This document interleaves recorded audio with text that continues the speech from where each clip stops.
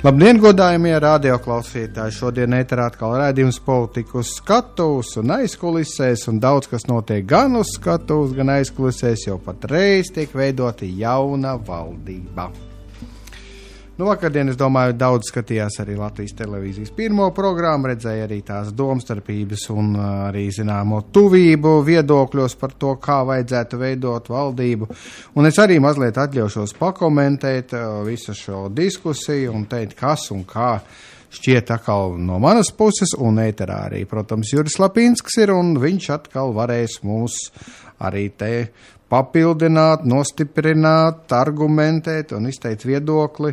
Un patiešām arī, teiksim, nopietni cilvēki, kas tika aicināti šo raidījumu, bija spiesti atteikties, tāda pati kā Barčas kundze, jo viņa šobrīd aizvien vēl piedalās jaunās valdības sociālā bloka, jeb labklājības politikas bloka, tādā programmātiskā diskusijā starp partiju jomā. Ko var darīt? Protams, jauna valdība, jauna deklarācija, jauni akcenti ir iespējami, un pirmais jau, kas man liekas, tas, ko saka, ir tādi, ka kaut kādus budžeta grozījumus šobrīd nē. Es varētu teikt tā, ka es katrā ziņā valdības vietā tik stingru nostāju nepieņemtu, jo mēs zinām gan pedagogu jautājumā, kad viņiem tikai pusi no solītā iedeva, gan, teiksim, no ļoti minimāla solītā, tātad 15 lats pie zemākās likmes, ja, gan mediķu gadījumā, gan citu gadījumā skatītos par to, kā pildās mūsu valsts budžeta ieņēmumu daļa, un tad teikt, ja mums, protams, nav nekāda, teiksim, šī pārsnieguma, ja mums nav nekāda, teiksim, rezervju, ja mēs, kā saka, pildam to budžeta no rokas mutē, tad jau skaidrs, ka laikam jau mēs neko papildus nevaram. Bet cilvēki jau bija ļoti interesanti, kad gan pašvaldības savienība, un to mēs šodien aprunājām arī ar Jaunslēņu kungu, gan arotbiedrības savienība, gan arī attiecīgi darbdevēju konfederācija teica, ka mums ļoti uzmanīgi jāskatās uz to, vai ir nepieciešams tik stingri fiskālās disciplīnas principi, kā mums piedāvā, piemērs kaut vai. Būt 3 reizes labākiem un pat vēl vairāk nekā 3 reizes labākiem reizes, nevis procentiem, ja, nekā pieprasa Maastrichts kritērija. Vai tā ir fiskālā disciplīna, ja ievērojam to, ka praktiski šos kritērijus izpilda 3 valsts no 28, Latvija, Igaunija un Luksemburga, un pat Somija, kā mēs nereti šeit ar Juri esam minējuši, ir skaidri un gaiši pateikusi, ka nākamā gadā viņi tos Maastrichts kritērijus pilnībā netaisās ievērot, jo tas nav izdevīgi ne viņas tautsēmniecībai, ne sabiedrībai.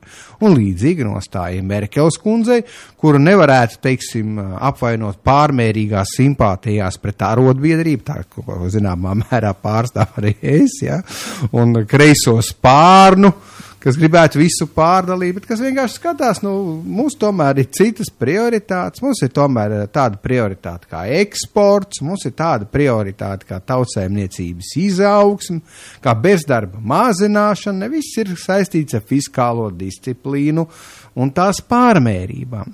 Mēs neapstrīdam to, ka, protams, kad aizņemties ir slikti, lielāks parāds ir slikts, bet vēl sliktāk ir tad, ja no Latvijas aizbrauc prom cilvēki. Un arī šobrīd, ja mēs uzmanīgi paskatāmies, iekšlietu ministrijas atskaiti pagājušajā gadā, mēs redzam, ka arī viņi tagad pēc visiem datiem, kas ir viņas rīcībā, godīgi atzīst, ka no Latvijas neatkarības laikā ir izbraukuši vismaz tev, kas ir apzināts, vismaz 370 000 cilvēku, un viena daļa var būt ļoti labi, kad viņi devās uz savām dzimtajām mājām.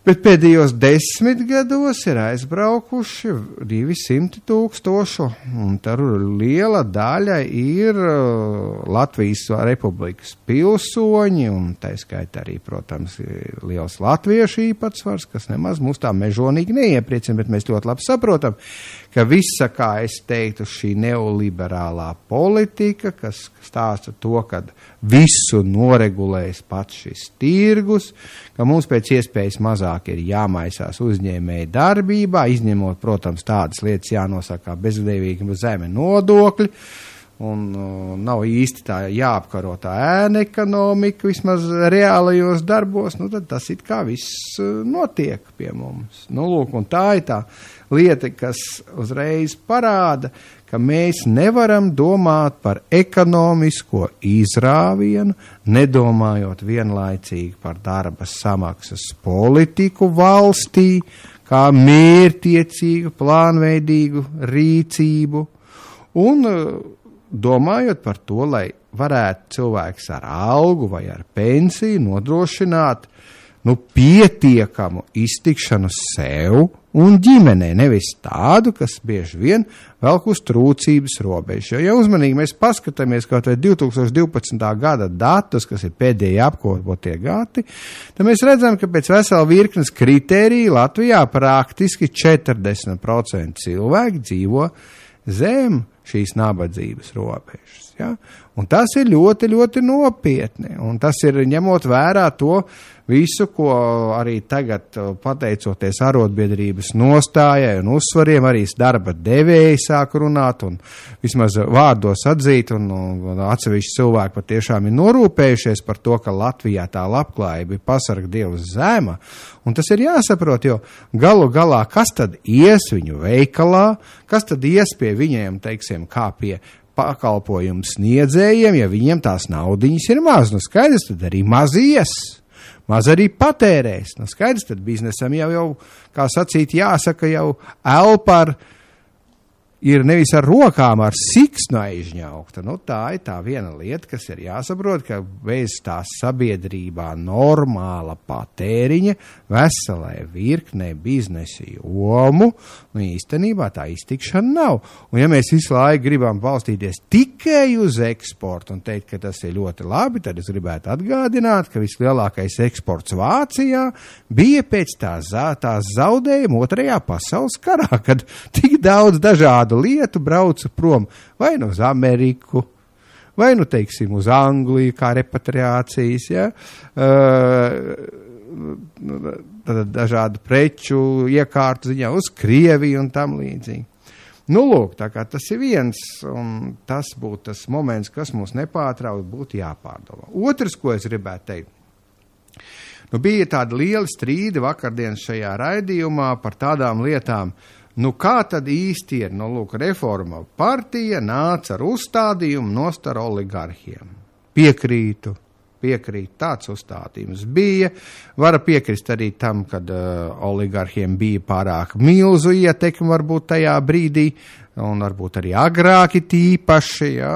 Bet es gribētu arī uzsvērt vienu tādu nopietnu lietu, ja vietējie, teiksim, oligarhi, protams, ir mums vismaz zināmi, acīm redzami, tad tie cilvēki, kurus parasti mums juristi piemin, un kurus rāda to, ka tas saistās ar tādām globālām, varētu teikt, planetārām, ekonomiskām un finansu struktūrām, mēs viņus pat neredzam, pat nezinām, un bieži vien viņi vispār ir kaut kur tālu prom to, ko parasti literatūrā sauc par transnacionālajām korporācijām vai globālajām uzņēmēju darbības firmām, kurām tā nacionālās valsts suverenitāte patiesībā ir pie kājas, pieklājīgi sakot, jo viņus interesē tikai viens, un tas ir šī peļņa.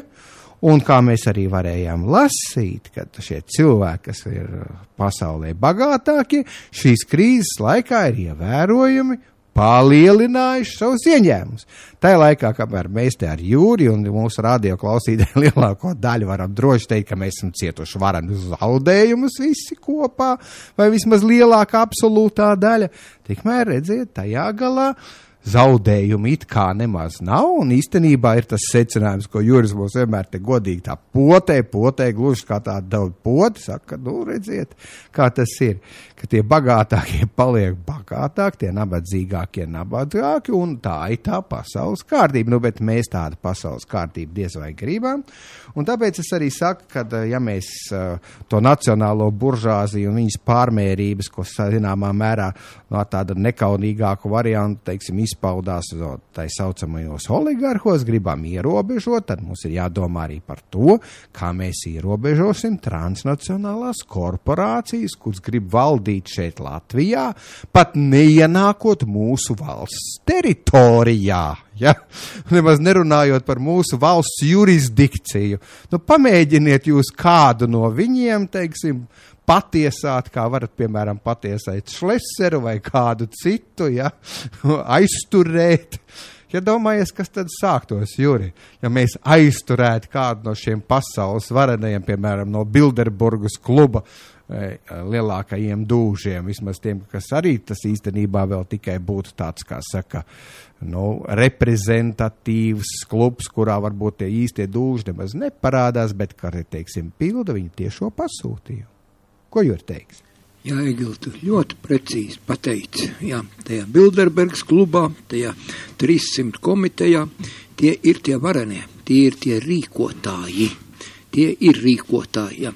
Bet kā interesēs viņi rīko, tie, kuri ir īstie saimnieki, tie nemaz dienas gaismā neparādās. Un kā teikts ļoti daudzos rakstos, arī tur tajā pašā 300 komitejā, grāmatas tāda ir, komiķetri Sotman, jā. Vārds sakot, tur tā arī teikts, ka šīs te lielās finansu haizivs, kuras faktiski rīko, kārto un visu regulē, jā, tiem ir vajadzīgi klusi, dziļi ūdeņi, un viņiem nevajag nevienam neko nepierādīt, neparādīt, nedemonstrēt, viņiem nevajag nekādas, tā kā visi šie te nabaga cilvēciņi, kuram pasties, un tam pašam Šumacheram. Nu, paskaties, viņam 7 pasaules čempionu tituli pirmajā formulā. Ja? Viņš ir ārpus konkurents. Diez vai, vai tas jaunais Censnons Vetels izcīnīs 7, es negribu teikt, ja nenositīsies vai nenotiks kāda nelaime vai kas pasties Kubits. Kubits tagad brauc centīgi raļos, bet tas tā. Tad redzi, viņam vajadzēja braukt tur slēpot, un viņam jābrauc nevis tur, kur normāli cilvēki brauc, kur ir daudz maz kontrolēts viss un pārbaudīts. Nē, viņam ir jāskrien, jābrauc pa tādu neizpētītu taciņu, viņam jābrauc tur, kur nav tās trases, brauc ar pakmeņiem, un izrādās, ka tas ātrums ir bijis tikai nieka 20 km/h, un pasties, un Šumahers, uz dzīvības nāves robežu, pašlaik nezinām. Jā. Braucot, lejap. Jā, ar visu kasku, kaska pārsista, un tā tālāk. Kas viņu dzina? Redzi, tas ir, Šumahers, es negribu te ne tagad ne pārmest. Īstenībā viņš ir viens varens autobraucējs, mēs viņu atzīstam viņa talantu. Jā, bet pagaidi, bet kas viņam kam vēl bija jāpierāda? Tu saproti, šī ažiotāža, šī zombēšana, šī te sacensība, tu saproti, skumīgākais ir tas, ka mēs šeit normālie cilvēki, mums jau nav vairs normāla dzīve. Mums tikai ir jābūt pirmajam, jābūt uzvarētājiem, tos viss ir sev jāpakļauj, šī ideoloģija, šī te noziedzīgā struktūra, kā viņa ir uzbūvēta, un tie principi, pēc kādiem mēs esam spiesti dzīvot. Tu zini, vairs tālāk nav kur, un dumāk vairs nevar būt. Nevis cilvēki dzīvo, lai dzīvotu, bet redzi, tāpēc arī tās runas par to zelta miljārdu, ja? Paskaties Birkavam un vēl kādam tur labam Censonim, tagad varbūt arī Dombrovskim, pasties Dombrovskis pat notecināja asceriņu, izmantoja šo situāciju, lai tiktu vaļā no šī premjera krēsla īstajā laikā, uzņemās politisku atbildību. Bet īstenībā abi divi ar Rimšēvičs, paskaties, Rimšēvičs jau berzē rokas, jau šodien izlasīja internetā, viņš ir Eiropas centrālās bankas, tā teikt, viens no tur tiem viceprezidentiem, un tagad viņš baudīs tās pašas tiesības, ko Vācijas centrālās bankas pārvaldnieks, kuri visi pakļaujās un visi ir pakļauti šiem pašiem lieliem Rothschildiem, kuri kontrolē šo Eiropas centrālo banku, un tie ir tie īstie saimnieki priekšā. Redz, tā pasaules valdība un tie, kas ir, tiem jau neinteresē visas šīs sīkās intrigas. Viņi nemaksā nekādus nodokļus vispārīgi. Viņiem nav kam maksāt. Viņiem būtu Dievam jāmaksā.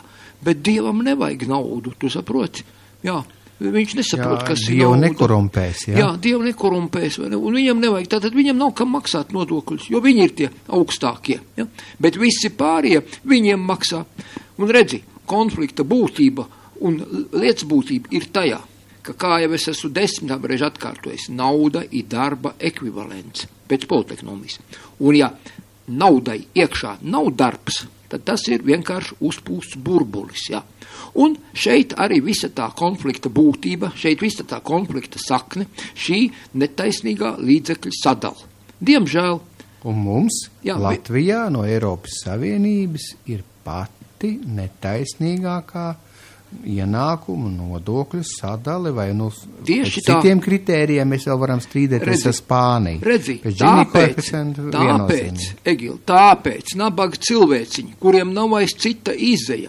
Gedrojas Aivars no Daugavpils droši vien teiktu, ka nevajadzēja ņemt to kredītu. Jā, bet tu saproti, ka cilvēkam nav kur dzīvot. Viņš ir aprecējies, vecāki vai tur nomiruši, tur ir vēl citi brāļi un māsas, un viņam beidzot ir kaut kāda iespēja, viņš pat labā darbā, viņš cer, ka viņš atdos. Banka izvērtē visus šos riskus, kā viņi lepni saka, un tad viņš nopērk dzīvokli, nopērk kādu māju, kur viņš kā normāls cilvēks dzīvos. Vecos laikos praktiski visiem zemniekiem bija savas mājas, savi zirgs un rati, tas ir tas pats, kas šodien automobīls. Ja? Un cara laikā viņi tos izpirka. Jā, un cara laikā pat izpirka, un viss normāli strādāja. Tad nebija, tad tikai, kā es teicu, 10% muižnieks ņēma 10. tiesu. Tagad mums tiek atmesta tā 10. tiesa tiem, kas strādā.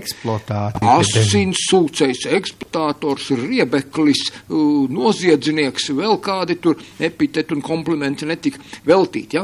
Bet tad 90% palika pašam tam cilvēkam, kas strādāja pa darbu. Un tie 10, tie, lai pa to virsvadību, tur, lai pieskata, lai tur kaut kādu likumību ievērotu, kaut kādus policists apmaksāja, armija kaut kādu, kas aizsargāja pret svežzemi, iebrucējiem, kaut ko tādu. Vajadzētu tomēr tie kopējā katlā kaut ko mest. Bet 10%, bet nevis 90% kā tagad. Tagad, un paskaties, šis sīkums vispār, tie murgi, ko mums te runā mūsu Latvijas Rādio 1, ko runā televīzija, ko runā pārējie, šorīt klausos rādio. Pie mums brauks atkal, es nerunāju par tiem lieliem kungiem, Barozo un Van Rompējs te soloties piebraukt, te būšot satiksmi ierobežot un kas, bet es runāju par to, ka tie kontrolieri, kas brauks skatīties, kā mums tas eiro tiek ieviests. Un kā Rīgas Rādio saka to? Viņi brauks kontrolēt eiro ieviešanas progresu. Tu saproti, ko tas nozīmē? Es saprotu kontrolēt eiro ieviešanas procesu, to darbību, kas šeit notiek. Tas process jau viņiem liekas milzīgs progress. Nē, viņi progresu. Tās ir pavisam citas lietas. Tu saproti, cilvēki nejēdz vairs pat ko runā. Viņi nesauc lietas īstos vārdos. Viņi nezina daudzu svešvārdu īsto nozīmi. Šorīt no rīta man patikās, ka Harijs Tumans, vēstures profesors Latvijas universitātes, es ceru, ka viņš pie manis iekš rādio atnāks arī es sarunāju kaut kad janvārī. Ja, viņš stāstīja par tiem senās Romas oligarhiem, par tiem diktatoriem, par tiem plutokrātiem, kas ir. Viņš viss precīzi iztulkoja, ko kas nozīmē. Tagad mums nav laika šīs detaļas analizēt. Vai ne? Jā, bet lietas ir jāsauc īstā vārdā. Jo labāk rūkta patiesība nekā saldi meli. Bet mēs šeit dzīvojam burtiski greizo spoguļu karaļvalstī. Mēs dzīvojam burtiski vienā melu pasaulē. Ļoti ir daudzas lietas Stamborē ar apbrīnojamu neatlaidību. Es gribētu pateikt pavisam vienkārši. Ja mēs jāpaskatās pirms Dombrovska, vai viņš bija labāks premjers par Godmani, protams, ka bija un vēl tagad ir labāks pa Godmani, ja mēs paskatāmies tās ziepes, ko kaut vai Godmani savārīja Pareksā un tā tālāk, ja. Bet neiet jau runa par to. Runiet par pavisam citām lietām, un es no savas puses gribētu teikt tā, ka, protams, galvenā jautājuma lieta ir tāda, ka mums daudzas lietas piedāvā. Piemēram, mēs tagad taisīsim nevienlīdzības apkarošanu. Tagad no arotbiedrībām, paldies Dievam, mūsu, runāšanas un vārīšanās dēļ, ministra kabinets sēdēs un citur, un ņemot vērā arī to, ka Pasaules banka un Eiropas komisija pamanījusi, ka mums ir tik liela nevienlīdzība, kāda viņiem tomēr liekas jau pat viņiem pa augstu, un tas rada zināmas problēmas, var radīt kaut kādas sabiedrības neapmierinātības formas, kuras vairs kontrolēt vairs nevarēs. Tad viņi arī izsaka šos tev kritiskās piezīmes, bet padomāsim par to, kāda ir tā metode, kā mēs viņu atrisināsim. Pirmais.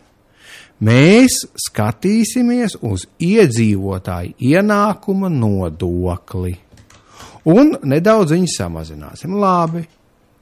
Tālāk, mēs tur mazlietiņ kaut ko iedosim pašiem trūcīgākajiem. Ir arī labi, protams. Bet pamatlietas tas nemaina, jo kamēr mēs skaram tikai darbinieku ienākumus, tās sabiedrības mazāk turīgās daļas, kur arī ir netaisnība, jo mēs atradīsim dažus darbiniekus, kuri pelna to 3-4 tūkstoši latus mēnesi, atradīsim, Varbūt, ka kāds no viņiem arī nepelna pietiekami pamatot to un pelna uz citu darbinieku rēķinu, atradīsim, bet mēs neskatāmies to elementāro lietu, ka nevar atrisināt netaisnību sabiedrībā, nerisinot attiecības normāli starp darbu un kapitālu, kā to ir darījusi visa Skandināvija, Vācija un tam līdzīgi. Kamēr mēs ņemam tikai darbinieku ienākumus un mēģinam tur kaut ko regulēt, sociālās apdrošināšanas iemaksas, iedzīvotāju ienākumu nodokli, neapliekamo minimumu, kaut ko pielabot tajā minimālās algas pacelšana, tikmēr tas viss ir plāksteris uz lielas brūces ar strutām. Plāksteris, protams, ir laba lieta, bet tās strutas pats par sevi neizvilks. Lūdzu, Juri? Jā. Redzi, te ir skumīgāk vēl, ja tu uzliks to plāksturu uz tam strutām, ka viņas nevar pa to augoņu galu nākt ārā, tad būs vēl skumīgāka situācija. Diemžēl. Redzi, es gribēju atzīmēt tos dažus sīkumus, par to, ka mums tā kampaņa, tā ažiotāža ar to eiro ieviešanu. Viss tas cirks, kas ap to procesu pašu apkārt risinās, stāsta mums, jādala vai jāreizina, un jums nenošmauks un godīgs ieviesējs, un ne visi godīgi ievieš, un vēl visas šitās te muļķības, visas šitās pupu mizas, tas vispār nevienam nav vajadzīgs, bet viss tas teātris tiek spēlēts, nepārtraukti tiek trallināts un dziedāts un traucēts normāliem cilvēkiem pat saprast, kas tad te īsti notiek, vai ne? Bet reāli notiek, paskaties, mikroautobus maksāja, vienalga, es braucu no savu mājām te līdz Āgenskalnam, Mārupas vai vēl kādu, jebkurš mikriņš bija 50 santīmi. 50 santīmi būtu, cik eiro? 70 eiro centi. Jā, 70 eiro, varbūt centi, eiro centi. Un cik ir reāli tagad, tu zini? Nezinu, saki to. Vesels eiro. Nejauš kāpums. Tad rēķini no 50 uz 70, tas ir faktiski tas 1 eiro ir 70 santīmi. Tātad cena pieaugusi ir par 40%, nevis par 4%, bet par 40% pieaugusi mikriņu braukšanas cena. Es principiāli vairs nebraukšu ne ar vienu mikriņu, lai viņi nosprākst savā sulā, lai viņi vārās, lai viņiem, jo daudz cilvēku droši vien novērtēs to, ka viņš ir kļūs par tik dārgāks un nebrauks. Tātad samazināsies braucēju skaits. Viņi jau nemaz nav dusmīgi. Mazāk sēdekļus tur izberzēs, vienkārši prasa dārgāk, beigās jau var uzcelt, ja cilvēki vēl brauks, pacels vēl, un tā tālāk, un tā tālāk. Var sakot, tā ir tā tirgus regulēšana. Pieprasījums, piedāvājums. kamēr manus dārgos tomātus pērk un es varu pārdot, tikmēr es to savu cenu varu turēt. Jā, redz, Egil, šo principu var attiecināt un pielietot uz šīm te luksus precēm. Piemēram, Maybachu, Rolls-Royce, Mercedesu, nu labi, ka skaits kaut vai BMW, tā nav pirmā nepieciešamības prece. To var. Bet uz tām pirmās nepieciešamības precēm, diemžēl, nedrīkst vispār. Mēs jau varam to atļauties un iztaisīt. Ko mēs iegūsim? Mēs iegūsim to, ka brauc un bēg no Latvijas vēl vairāk projām. Un rezultātā, es tev gribu pateikt, ka Latvija pat labam turās uz to naudu vēl, oficiāli, kā mums te lēsa, esot 350 miljonus atsūtījuši tie aizbraucēji, tie cilvēciņi šeit saviem radiem.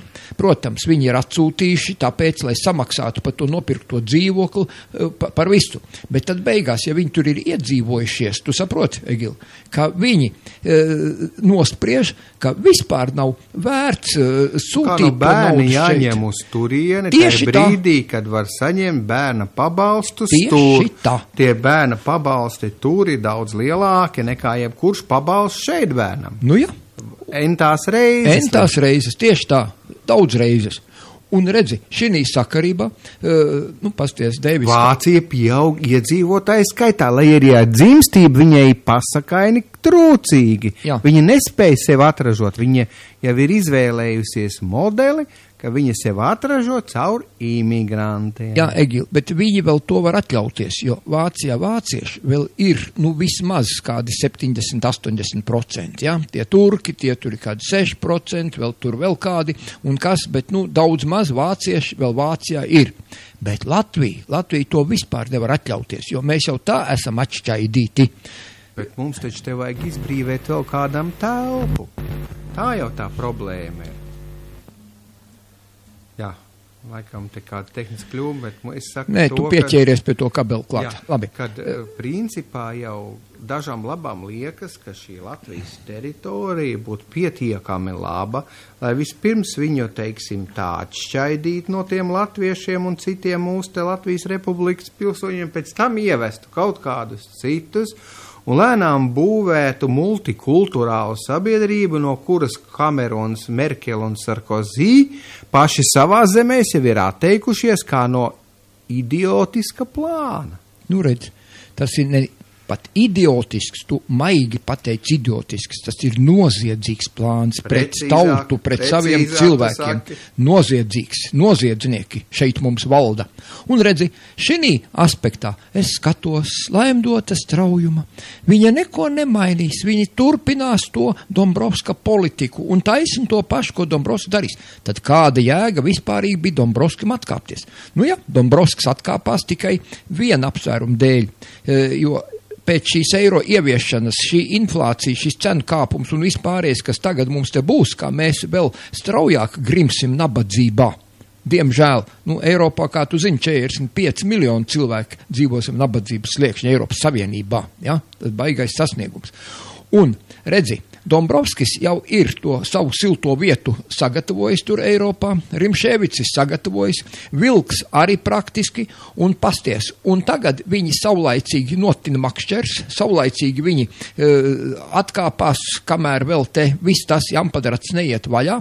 Pēc tam viņi teiks, ko tad mēs jau no savas puses visu izdarījām, mēs taču darījām visu, kā mums tie lielie veči tur, tie īstie globalizātori saimnieki ieteica. Jo atceries, kā... Bet īstenībā jau viņam nebija iespējas arī neatkāpties. Atceries, kā viņam gāja tās jukas, jo viņiem jau to zemnieku savienību vajag tikai tāpēc, lai viņi varētu īstenībā kaut kādīgi pieņemt lēmumus valdībā. Jo tikko viena partija kaut ko nobremzē, viņi vairāk nevarēja pieņemt saimā nevienu lēmumu. Pietiek ar vienu partiju un vāks ir, ja, teiksim, nevar nonākt pie viedokļa kopēja, ja. Tas ir tas moments, un atcerieties, kā tur bija. Tātad vispirmām kārtām Bordāna kungs bija tieslietu ministrs, kurš, teiksim, palika amatā, un viņu prasīja atsaukt. Un tad atkal jau visu Latvijai, Tēvzem brīvība LNK, teica, ka viņi tad balsos tikai pēc savas, teiksim, vēlēšanu programmas un ignorēs valdības deklarāciju. Nu, es tā pavisam tieši pasaku, ko viņi teica. Viņi jau tā smukāk pateica, viņi teica, ka, nu, viņi tad izvērtēs šos jautājumus, bet tas ir tieši tas.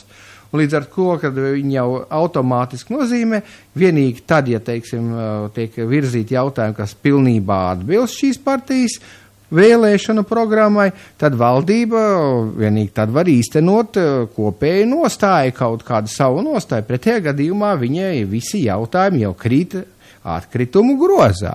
Ja? Otrs bija Varam, teiksim, ministrs, vides un reģionālās attīstības ministrs, bija atkāpies, un pat no viņa partijas izvirzītais kandidāts nesaņēma atbalstu. Ja? Tātad redzās jau, ka viņam jau pilnīgi jau 2 ministru nav praktiski, jā. Tad skaties, kas būtu tālāk noticis. Tā kā tā problēma jau bija samilzusi, un, protams, kad šādā situācijā vajadzēja kaut ko radikāli darīt, un lai tā korekti un vēl piedevām skaisti paiet malā, šitas bija tas labākais brīdis. Otrakārt, viņš godīgi bija piedāvājis arī Pauļut kungam atkāpties, nu, tad ekonomikas ministram, ja, sakarā to, ka būvniecības jautājumos tas tomēr ir būvniecības ministrijas, jā. Nu, Pauļut kungs arī par to sprieda un domāja un lēma un noteikti arī konsultējās ar saviem, un viņi nolēma, ka nē. Nu, lūk, tad redzi, nu, izveidojas tāda ārkārtīgi sarežģīta lieta, lai no visiem šiem strupceļiem kaut kā iziet, un es varētu pateikt arī tīri psiholoģiski, lai mēs arī kā tur vērtētu, kuru personu, ja, un vienam viņš patīk, otram viņam riebjas, ja, un tam līdzīgi, tad, nu, katrā ziņā Dombrovska kungam jau ar to garo gadu rutīnu, varētu teikt, jau ir bija apnicis noteikti arī premjerēt, ja. Viņš arī ir cilvēks, ja, nu, ko tad viņš tur tādi jaunu uzzinās, un tagad reko eiro būs tūlīt ieviests, lielais, teiksim, Eiropas komisijas pasūtījums ir izpildīts, viņš tā kā varētu iet un mazliet arī uz lauriem pagulēt, vai nav tā? Nē. Nē? Nē. To pirmo daļu tu pateici ļoti precīzi. Var sakot, šo pasūtījumu ieviest eiro, viņi burtiski spīdoši, neklausoties, ne tautiešu savu vēlētāju balsīs, ne aptaujās, nekur. Viņi noziedzīgi šo darbu izdarīja, burtiski tumsas aizsegā, taisot to cirku un teātri par to, ka tas eiro tik skaists, tas eiro tik labs. Nu, zini, es jau tagad sāku lasīt arī tās atsauksmes, ka paskaties, tas strunta eiro papīrīts burzoties, nesot tāds, kā bija pieclatnieks kārtīgs, normāls papīrs, ja. Tās eiro monētas, man liekas, ka krietni smagāks, vispirms tā teikt krietni, viņi būs vairāk, nu pusotreiz vairāk, gan arī 1,4 reizes vairāks, nu sīknaud nevērtīgāk. Un otrs, viņas ir smagākas, biezākas un mazāk vērtīgas, nu vērtsakot, ja to kabatu vilks uz leju. Pavisam vienkārši runājot, ka mūsu maki tiks devalvēti un mums vajadzēs lielākus makus. Jā, tieši tā, mums vajadzēs lielāku maku, un no tā daudziem cilvēciņiem radīsies atkal ilūzija, atkal tāds iespējas, ka redz, nu tad bija tik daudz naudiņas, un tagad ir pusotreiz vairāk. To papīriņu, bet nevērtīgāku. Jā, Vidusāzijā, kur tie tugriki bija, tur vispār varēja par miljonāru kļūt. Nu jā. Pat vienkārši cilvēks pārdod kamieli un ir miljonārs. Miljonārs, jā. Nu redz, nu tas ir tā, kā pēc karu uzreiz, ka bija, ka pēc reiksmarkām adatu pat nevarēja nopirkt vesels maiss ar reiksmarkām, nu tūlīt karu beidzamās dienās. 23 gadam apmēram. Jā, nevienam nevajadzēja, nav kur viņus likt. Nu, diemžēl. Nu, bet pats galvenais jautājums, nu, to jau es esmu ļoti daudzkārt uzsvērs un teicis, vai ne, ka svarīgi, kurš drukā to naudu, kurš ir saimnieks. Un mēs esam tagad pilnīgā Eiropas kalpībā, pat lielākā, es gribu teikt, nekā mēs bijām Padomjas Savienībā. Kā teicu, no vilka bēgām uz lāci uzskrējām. Diemžēl. Nu, tagad redzēs. Un tā kā beigsies, kāpēc es pieminēju to, ka tie 350 miljoni ir atsūtījuši to naudiņu un kas, bet tad, kad aizbrauks arī viņu bērniņi, aizbrauks tie, kuriem viņi tagad sūta, un viņi tur iedzīvosies un pārstās šeit sūtīt, jo šeit varbūt mamma nomira veca vai ne, un viss vairāk nav ko sūtīt, un visu, un arī šīs saites beidzamās ir sarauts. Jā. Un, diemžēl, tad redzēs, kas tad notiksies. Šī mūsu valdības politika ir tik tuvredzīga, viņi arī pat savu degungalu neredz, jo savas acis viņi nav pat atvēruši vaļā. Viņi nestādās priekšā pat, kas te notiek un kādi ir tie procesi. Viņi arī dzīvo pasaku ilūziju balstībā. Diemžēl. Un nekas neliecina par to, ka viņi gribētu kaut ko reāli uz labo pusi vērst, uz labo pusi kaut ko darīt. Šī viltus labklājība, kuru viņi to teātri spēlēt, mums te demonstrē tās spožās spalvas un visu pārējo. Tas viss ved mūs praktiski pie iznīcības. Gan visas šīs te ģimenes vērtības un viss tiek ir degradēts tādā mērā, tādā pakāpē, ka es pat nezinu, vai ir iespēja atgriezties, nostāties uz normālu ceļu. Tiek runāts par šo attīstību, ka izaugsme, kāda izaugsme, lielais izrāviens, kā Ķīnas lielais lēciens, tas ir tā noplacis, un tepat smakas nav no izrāviena, ja, pa to ekonomiku. Daži naivie vēl cer, tikai šodien lasu metāla apstrādes eksports pa 2,3% sarucis. Ja mums celsies vēl šīs elektrības cenas, vēl gāzes cenas mums sola piecelt riktīgi, tad redzēsim, tad vispārīgi mēs savus produktus, savus preces, mēs vispār nezinu, kam mēs varēsim iedot. Jo, diemžēl, tiem nolūkiem, tiem mērķiem, atkal klausoties šodienas raidījumu par zinātni, no paša agra rīta, zinātnieks stāstīja, ka zinātne ir viss efektīvākā, visperspektīvākā lieta, jo uz katru ielikto latu zinātnē, zinātne atdod, nopelna 50 latus. To nedod neviens cits veids, neviena cita. Es jau godīgi tev teikšu, ka tā būtu lietišķā zinātne, kas tā vai citādi ir arī saistīta kaut kāda ražošana. Jā, protams, ja to arī jādara. Pētīt. Piemēram, ja es nodarbošos tīra letoniku, tad tur varbūt liela tāda naudas atdeva nebūs. Jā, protams. Runa ir par šīm te pa jaunām tehnoloģijām, pa jauniem principiem, pa inovācijām, kuri patenti un tā. Jā, no jauna atklātās lietas. Un mums ir vēl spējīgi zinātnieki. Bet ko? Šeit nav kas apmaksā. Tā arī ir šī noziedzīgā politika, kura tiek realizēta tur no tās puses. Pasties, Amerika ir savākusi. Es gan mazliet iebilst. Pasties, kas notika. Mēs 10. septembrī pagājušā gadā rādījām, kā valdība veidojot jaunās prioritātes. 14, 16 gadam priekš inovācijām bija samazinājis finansējumu līdz 0,15% 2016. gadā no iekšzemes koprodukta. 0,15%. Tas ir tik, par cik vajadzēja katru gadu pieaugt tam finansējumam, priekš inovācijām, zinātniskajiem pētījumiem un tādām lietām. Tā kā tas bija viens, un pēc tam notika nākamais, ka pat Eiropas komisija uzskatīja to par tādu atžgārnību, ka viņi pieprasīja Eiropas struktūrālajos fondos pārdali un 128 miljonus eiro, tad pārdalīja par labu šam virzienam. Paņemot no transporta, no ceļiem un tā tālāk. Mēs, protams, zinām, ka ceļi arī vajadzīgi, bet mēs zinām, ka ceļos vēl vairāk nozogu. Ja? Jā, ar ceļiem arī bēdīgi, protams, ko mēs pat ceļiem. Es jau nesaku, ka tas ir ideāli, bet es saku, ka mūs piespieda pārdalīt. Ja? Jā, redzi, bet tas valdību, iesniegtie projekti. Jā, bet tas ir nevis domājot par Latvijas tautu, par latviešiem, par Latvijas interesēm, bet tas ir domājot par šīs te lielās savienības, par šī lielā konglomerāta interesēm. Cita ceļu struktūra, tas neskars, teiksim, lauku ceļus vai otrās šķiras ceļus. Jā, redz, tātad viņi uztraucās par to viņu labumu, kur mēs te sataisot tik lielas ziepes, varam nodarīt ļaunumu arī viņiem. Ja jau mēs te tikai tāds maza ziepīts taisam, ka viņus paši sev, tad taisiet, cik gribiet. Jā, un viņi nemaz nedomā mainīt šo politiku un pareizo pusi bīdīt. Tieši tā. Tā kā tas ir viens no tiem momentiem. Otra lieta, kas man liekas, man tev arī būs jāpajautā, jo savulaik tu ļoti daudz tieši par to pensionāru lietas cīnījies un ņēmies, un te ir tas, ka tomēr nākamā gadā tās pensijas līdz 200 latiem jau 285 eiro sola, teiksim, indeksēt, jā. Bet cenu indeksu izmaiņa, kas būs ļoti zema, un ja viņi būs zem 1%, tad to neaiztīks, plus vēl 25% no tā, kas būs algu pieaugums. Es agrāk atceros. Pats bija Saeimas deputāts, jā, Egīl. Ka bija 50%, bet tagad redz 25%. Jā. Kā tu to skaidros? Egīl, ko te skaidrot? Tā ir tā pati noziedzīgā politika, tas pats virziens.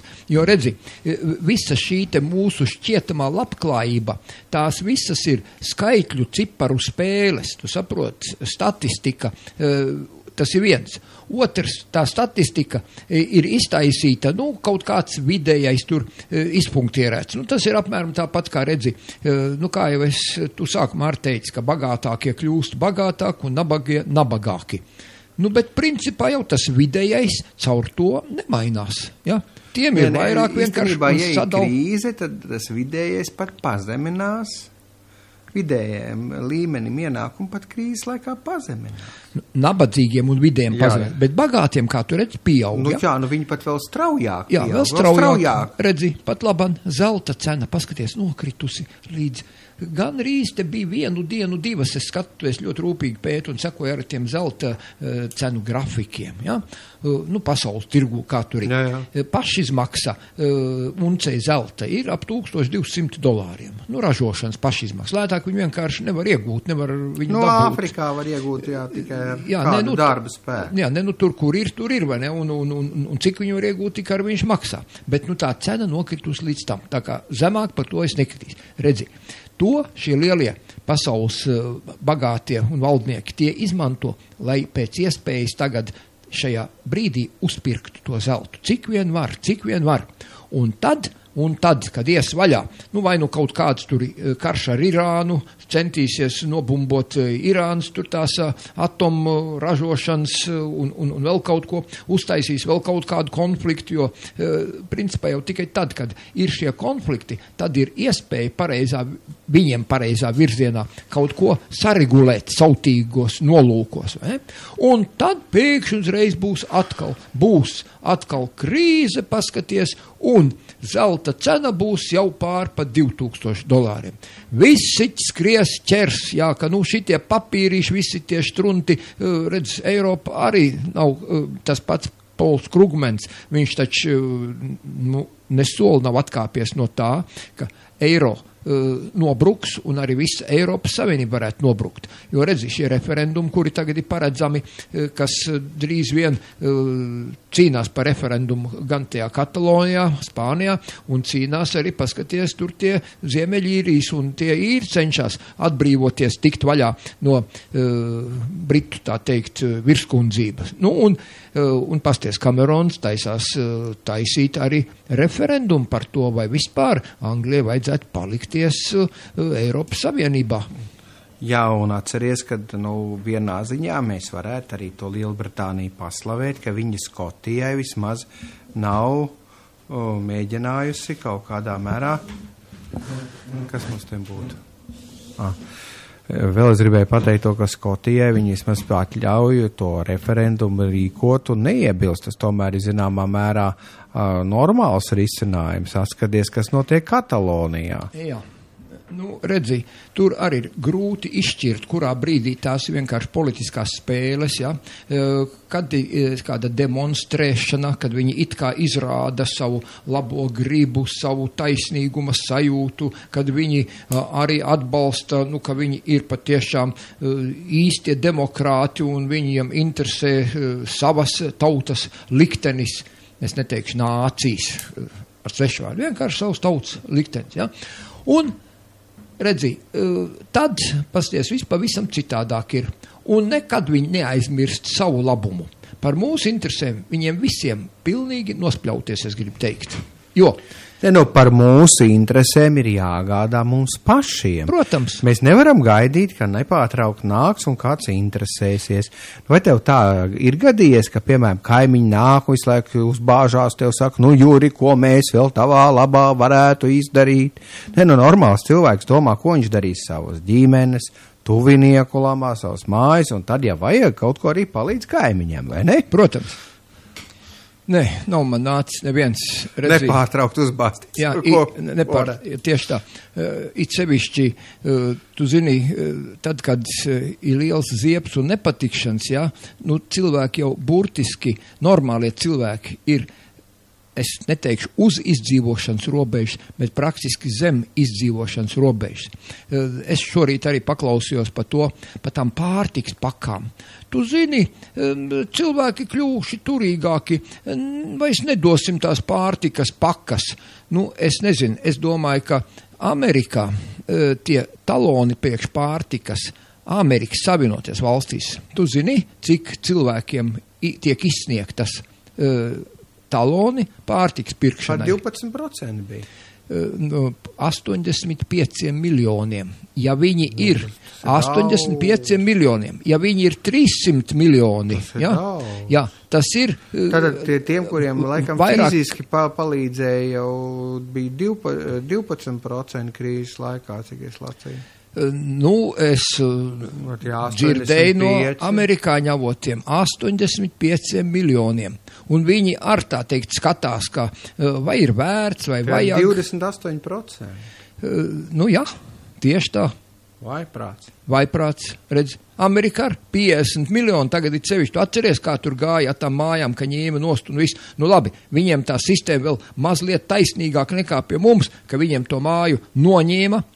Tad bet parādu verdzībā neatstāja. Jā, parādu verdzībā neatstāja. Viņš arī nav parādā. Brīvs kā putns, kā dzimtbūtniecībā atlaists cilvēks, var iet, kur kājas rāda. Nē, Egil, te var, nu tas ir, protams, jā, bet redzi, tur, tā teikt, var sākt no baltas lapas, kā mums te moderni izsakās, jā, jeb sākt no nulles, jā, sāc atkal viss pa jaunam, jā, viss centies strādāt, domāt, nostāties uz kājām. Tomēr humānāk nekā pie mums Skandināvu bankas. Protams, bet pie mums, paskaties, bankas 11 mēnešos, cik ir nopelnījušas, Egil?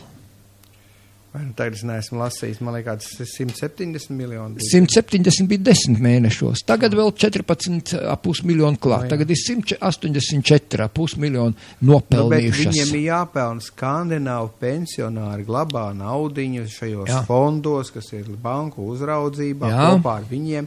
Viņi grib pelnīt, viņiem nevajag tādus noteikumus kā Amerikā, viņiem vajag drošību par savu naudu. Nu redz. Un tāpēc viņi, ievērojot viņu intereses, ignorē mūsējās. Jā. Un ja mēs to ļaujam, jā.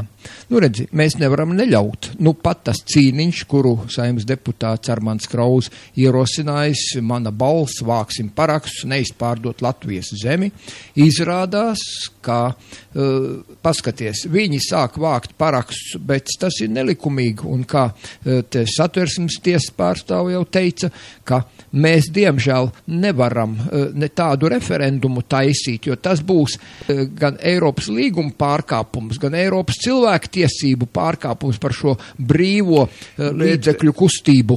Nu, nav tas tā. Ir tā. Pirmām kārtām ir vesela daļa Eiropas Savienībā dalību valstu, kur ir reāli ierobežotas tiesības pirkt lauksaimniecības zemi. Egil. Jautājums jau ir vienkārši par to, kad ņemot vērā šos precedentus, mēs varam Latvijas konstitucionālajā tiesā pat zaudēt, bet pēc tam mēs varam pat Eiropā atvinnēt to. Nē, Egil, nevaram. Mums ir jāizgudro cits iemesls. Tu saproti, ir cits iemesls. Argumentācija juridiskā. Jā, argumentus ir jāizdomā. Nevis vienkārši, ka mēs negribam dot ārzemniekiem. Šī situācija jau mums bija ļoti vienkārši. Gribi pirkt lauksaimniecības zemi. Labi, pērc, bet tad tev ir jāizpilda šādi nosacījumi, tev ir jādzīvo nepārtraukti Latvijā, tev ir jāmaksā Latvijā visi nodokļi, tev ir jābūt lauksaimniecībā augstākai izglītībai, to var prasīt. Visu no viņiem var prasīt, tāpat kā tajā brīdī. Nu? Visvienkāršākā lieta ir, redz, ja mēs varētu uzlikt ārzemniekiem, šeit atceries bija man atnācis speciālists, viens kungs raidījumā, kurš runāja par to, cik reizes mēs nodokli maksājam par zemu, par ārzemnieks, cik maksā par zemi. Es viņam ierosināju tikai par nieka, teiksim, tur pa 50% pacelt. Viņš teica, ka 500% minimālais, ko jāpaceļ ārzemniekiem, nodokli par zemi. Saproti? Bet to jau gan varbūt tā Satversmes tiesa nelaidīs cauri. Es nezinu, vai laidīs vai nelaidīs. Tā ideja jau tev ir skaista kā māja, kā debesis skrāpes, bet tikai bet tas ir vienīgais. Bet tādu ideju, kad Eiropas Savienībā, kuras tagad jau jāsaka pilsoņi blakus tai mazai Latvijas Republikas pilsonībai mēs esam. Ja? Mums jau tāda atzīme Latvijas Republika, tāda maz atzīme, ja? Tad mums ir jāsaprot, ka visdrīzākais tiktu pārsūdzēt tāds variants. Tā es vismaz domāju, tur gan mēs zaudētu, gan Satversmes tiesa, gan citur. Jo mēs jau varam iet, piemēram, tikai uz tiem variantiem, kā piemēram, paskatāmies, kā Francijā ierobežo, kā Francijā, tas ir Eiropas dalībvalstī, ierobežo, teiksim, lauksaimniecības zemes iegādi, kā to dara Itālijā, kā to dara, teiksim, Šveicē, kaut vai kas ir asociēta valsts, kā to dara Vācija, un tad šo labo viņu pieredzi apkopojot, uztaisīt to referendumu, kas ir vajadzīgs. Egil, bet mēs nevaram pat tādu uztaisīt. Vispirms es tev gribu pateikt arī par to referendumu, ja mēs taisīsim. 30,000. Mēs nevaram savākt tos 30,000 parākstus. Īstenībā, ja gribam, varam. Es piekrītu tev. Es mēs arī negribam. Godīgi runīju. Mēs negribam. Mēs ar tevi esam gatavi. Mēs ar tevi, tas ir 2. Vēl viens pāris simti vai pāris tūkstoši, atradīsim. Bet 30,000 mēs nesalasīsim priekš ierosināšanas. Pateikšu pavisam vienkārši. Te ir redz, ja to dara šie cilvēki no Zemnieku savienības, tad ir vesela virkne pašvaldību un bāriņu tiesas ir tīpaši laukos, kas to var izdarīt bez naudas. Un izmantojot pašvaldību atbalstu, kur, piemēram, Zemnieku savienībai pietiekami liela ietekme, var arī šo 30,000 savākt. Ja ir vēlme strādāt šajā jautājumā un pie reizes nākamās Saimas vēlēšanās. Priekš savas partijas, tas nav mana partija, bet priekš viņu partijas. Ja viņi labu darbu dara, mēs taču atzīmēsim to ar plusu.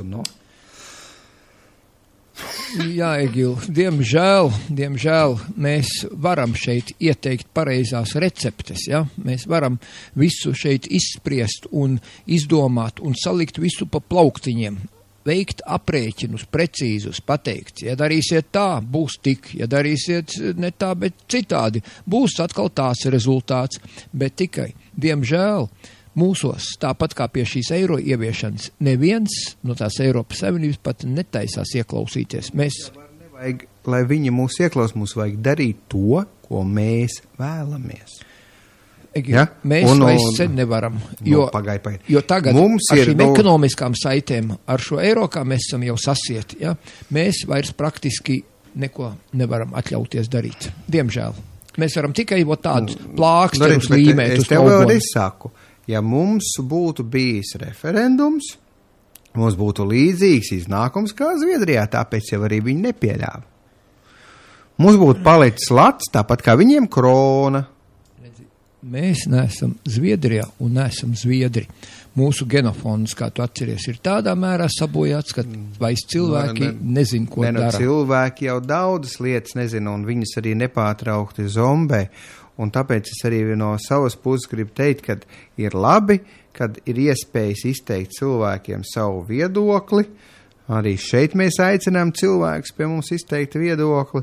Un, attiecīgi, līdz ar to radioklausītājs jau var vienkārši vērtēt, vai tas ir paties vai nav paties. Ko es citu varu teikt? Jā, un arī ar šo vērtēšanu ir grūti, jo, ja mūsu mīļie radioklausītāji nezin daudzus izējas datus, nezin, cik bija, kas bija, kā bija, sāksim ar to pašu kaut vai, par to pašu Eiropas līgumu.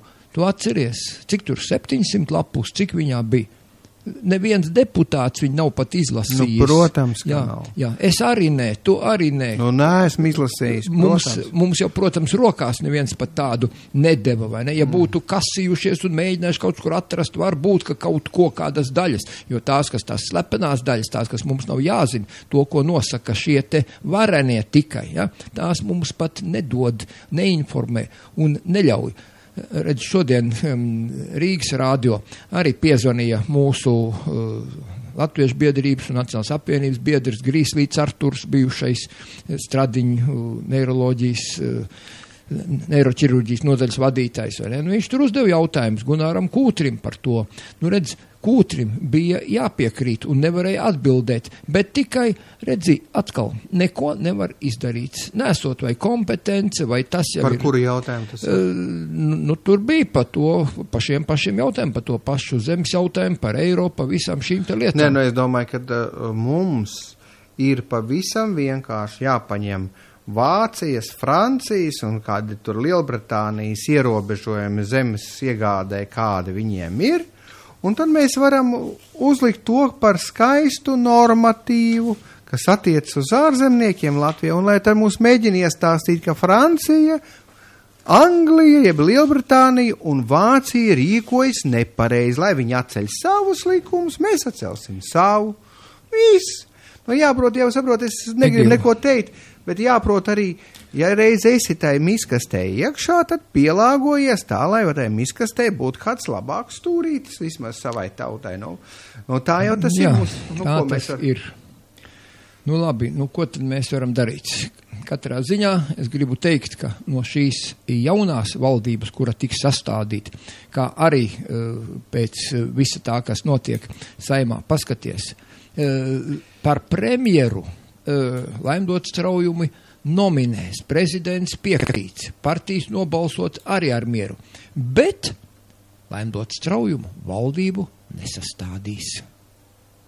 Valdības sastādīs, partijas, paskaties, dalot portfeļus savā starpā. Straujumi ir tikai tāds izbāzenis, tāda marionete, tāda lelle tur visā tajā teātrī. Viņai kā večiņai tā teikt būtu jāsagaida un jāpalīdz pārlaist tiem pie stūras esošiem. Tas briesmīgais brīdis līdz tām vēlēšanām. Nu, redz, tas, ko tu saki, ir jau savā daļā taisnīgs un reāls, kā tu saki.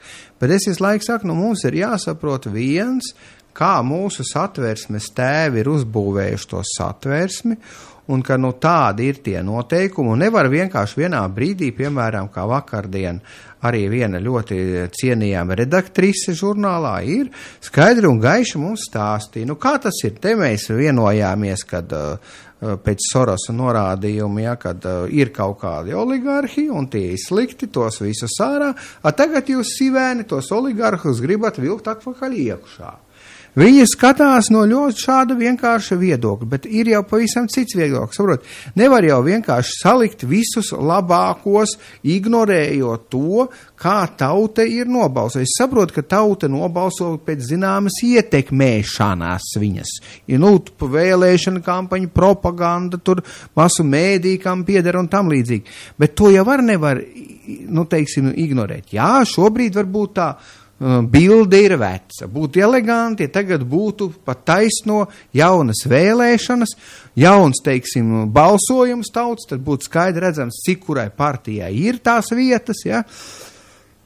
Un tad mums būtu varbūt tīrāk tā spēle, bet mēs jau nevaram vienkārši, ignorēt vēlētāju balsis un tagad skatīties, tajā partijā, kur ir pilns ar bagātniekiem, ir stiprākie profesionāļi, labākie kadri sapirkti iekšā.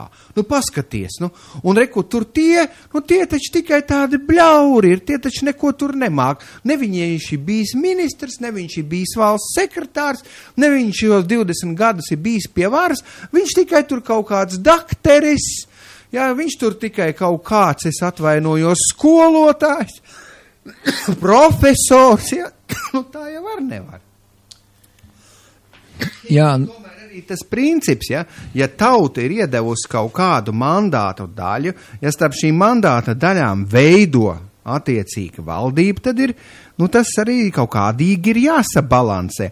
Un ideāli būtu, ja mums būtu tāda situācija, ka, piemēram, ievēl, un tad tā partija, kurai visvairāk balsis ir, tad arī īsteno savu programmu, tad viņas līderis, kas ir saņēmis vislielāko atbalstu, veido šo valdību, ja?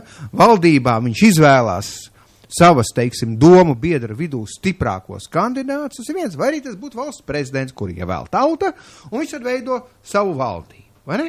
Jā. Redz, tad tu to prasa, bet mums jau satvērsmes tēvi ir ielikuši citus principus iekšā. Redz, Egīl, ja būtu, kā tu zini. Saku, realitāte, Jā, ir tāda, mēs nevaram vienkārši vienā brīdī teikt tā, paņemsim vislabākos kandidātus no vienas partijas,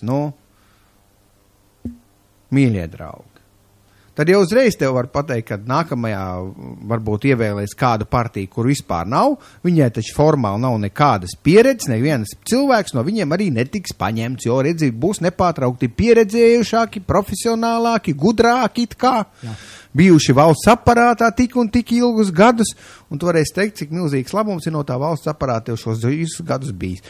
Bet es tikai to mazliet ironizēju arī pārspīlējot, es piekrītu radio klausītāji, man arī varētu nopēt par to, bet tā ideja, ka mēs vienkārši ņemsim vislabākos, un tai bagātākai partijai būs vislabākie kandidāti visos, un tad viņi realizēs priekš tiem nabadzīgajiem vislabāko programmu, tā mēs nepiekrītam. Labi, Egīl, mēs esam jau praktiski viss izrunājuši, mūsu klausītāji jau noguruši. Paldies viņiem par pacietību. Paldies par pacietību. Un sadzirdēšanos pēc nedēļas. Un rīt atkārtojums 18:00 tiem, kas nedzirdēja šodien no sākuma. Šodien ar mazliet aizkavējamies dēļ dažām lietām. Un jauku nedēļas nogali. Tieši tā, paldies.